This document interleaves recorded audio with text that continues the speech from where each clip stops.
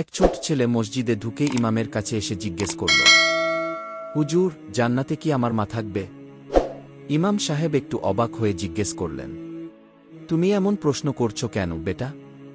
ছেলেটি বলল, সবাই বলে আমার মা গরিব। তার হাতে সময় নেই সাজগোজ করার, ঠিকমতো নামাজও পড়ে না সব সময়।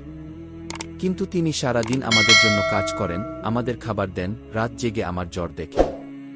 তাই আমি শুধু জানতে চাই, জান্নাতে কি তাকে দেখতে পাব? ইমামের চোখে পানি চলে এলো। তিনি ছেলেটিকে বুকে টেনে নিয়ে বললেন, তোমার মায়ের সেই কষ্ট, সেই ভালোবাসা যদি আল্লাহর জন্য হয়, তাহলে ইনশাল্লাহ জান্নাত তার জন্য নিশ্চিত। কারণ জান্নাত তো মায়েদের পায়ের নিচে। আমরা শিখতে পারলাম, আমাদের মা বাবার যত্ন নেওয়া শুধু দায়িত্ব নয়, ইবাদত। তারা আমাদের জন্য যে কষ্ট করেন, তা কোনো কিছুর বিনিময়ে শোধ করা সম্ভব নয়। ভিডিও ভালো লাগলে লাইক দাও, সাবস্ক্রাইব করো, আর বন্ধুদের সাথে শেয়ার করো।